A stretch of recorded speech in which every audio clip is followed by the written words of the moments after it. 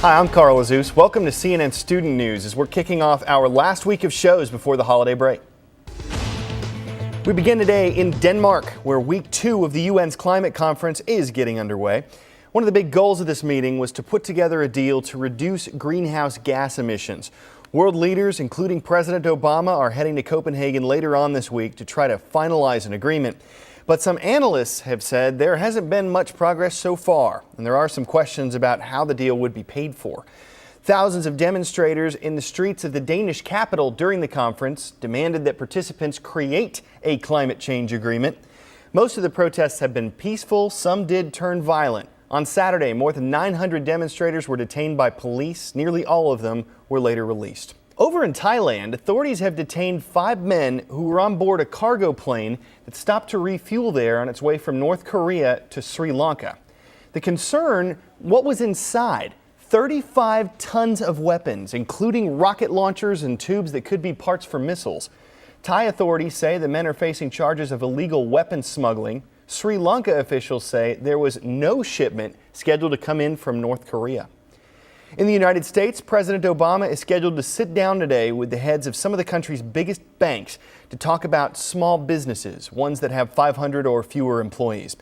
Many of them are having a hard time getting loans from banks, but banks argue that the policies put in place because of this financial crisis have affected how they can offer loans. Kate Baldwin looks at how today's meeting could impact the situation. See you soon. Bye. Take care. Bye. Andy Shalal has a rare story in tough economic times. His businesses, bookstore restaurants around Washington, are thriving. Washington is a political town, it's a literary town. It's a town that really needs this kind of a place, and I think it's been very successful because of that. Shalal is looking to expand and add about 40 employees. But despite good business, the economy is still holding him back. He can't get a loan. I am a growing business. I have a track record. I've been in this business for a long time.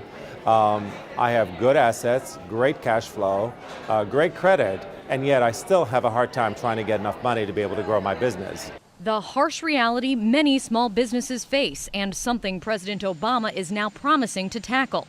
White House officials tell CNN Mr. Obama will meet Monday with chief executives of some of the nation's biggest banks, including Citigroup, Wells Fargo, and Bank of America. His message? Look, you have a responsibility now that we have pulled you back from the brink, to help make sure that Main Street is actually getting the kinds of loans that it needs. But the banks say it's much more complicated than that, at a time when Congress is considering sweeping changes to the banking regulatory system. Scott Talbot represents some of the country's largest financial firms. Banks are lending to small businesses, but there's 2 challenges here. One is that small businesses aren't borrowing as much as they used to. They're holding back. Second of all, you've seen an increase or a tightening of the credit standards. So banks are cautious now about lending in terms of who the borrower is. So we're looking to make good, solid loans that can be repaid. The Obama administration has also proposed redirecting unused TARP funds to help increase lending to small businesses.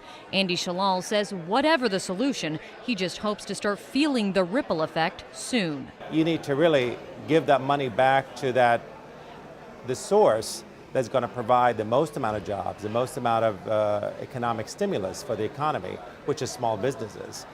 When the president meets with bank executives Monday, the official White House schedule says they'll discuss their shared interest in economic recovery, the need to increase lending to small business, and financial regulatory reform. But White House officials are a little more blunt, telling CNN the president will pretty much lay it out, saying that the banks were saved for the greater good, not their own profit margins, and it's time to pitch in. Kate Baldwin, CNN, the White House.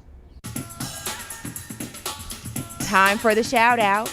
The Jewish holiday of Hanukkah is known as the festival of what? If you think you know it, shout it out. Is it forgiveness, lights, trees, or study? You've got 3 seconds. Go.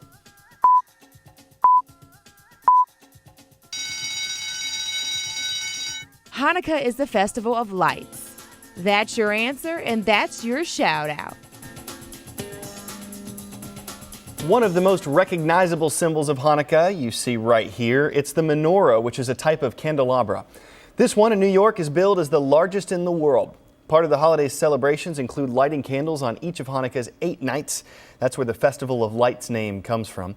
Hanukkah began on Friday night, and it commemorates the victory of a group of Jews, the Maccabees, over the Syrians, and the rededication of the Second Temple in Jerusalem around 165 BC.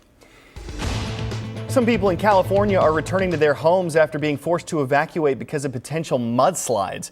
The concerns were triggered by heavy rains north of Los Angeles. The mud and rock slides stranded more than 100 vehicles over the weekend. Some roads were still closed yesterday because of debris. And heavy rains in New Orleans flooded some streets on Saturday there. City officials say that water pumps were working at full capacity. They just couldn't keep up with the downpour. According to the National Weather Service, some areas saw more than 2.5 inches of rain in just 1 hour.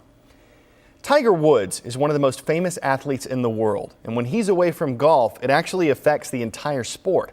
When he was sidelined by an injury from July 2008 to February of this year, TV ratings for golf actually dropped 50%. The sport is going to be facing more time without its star. Last Friday, Woods said he's taking an indefinite break from golf after admitting that he cheated on his wife. Susan Candiotti explores what led to this decision.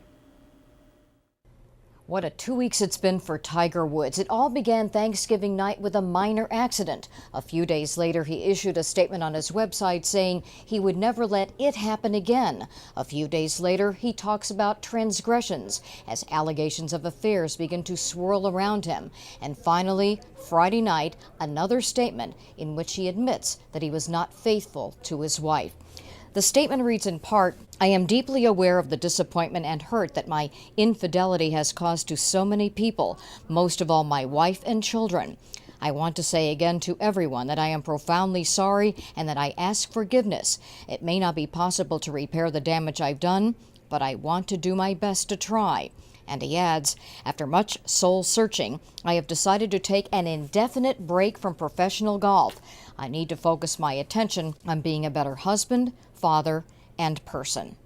I think this shows the magnitude of the problem. I think it shows that Tiger and his team is starting to get how big a deal this is. The fact that he used the word infidelity for the first time instead of transgressions, there's another step. And I think it shows a little window into the world in Orlando, Tiger Woods' world, a bunker that he's in right now, how bad things are, how they seem to be getting it. The PGA has also issued a statement. It says, quote, "We fully support Tiger's decision to step away from competitive golf to focus on his family."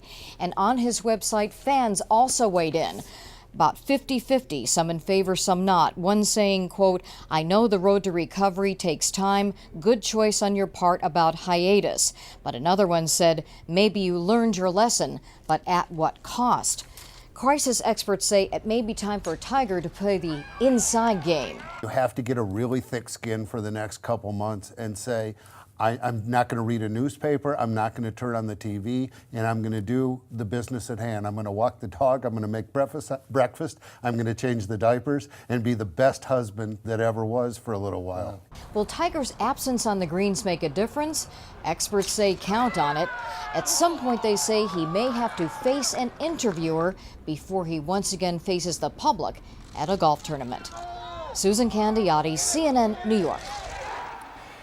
Gillette is one of Tiger Woods' corporate sponsors, and it's supporting his decision to step back from golf. In a statement released Saturday, the company said, quote, "As Tiger takes a break from the public eye, we will support his desire for privacy by limiting his role in our marketing programs." But another sponsor, Accenture, is dropping the golf star. The company said, quote, "After careful consideration, we've determined that he is no longer the right representative for our advertising." Well, finally today, you know how your mom said don't play with your food? John Young might disagree. Come on now, man. If you're not happy with the pancakes, you don't need to throw them. Actually, the reason Mr. Young is flinging these flapjacks is because he's breaking a world record, the tallest pancake toss. He set the mark back in May, but somebody then beat it 45 minutes later. So last week, John reclaimed the record with a toss of 27 feet. Bet the guy just flipped out. I mean, he did really batter the competition. Y'all have a great day. We'll see you tomorrow. For CNN Student News, I'm Carl Azuz.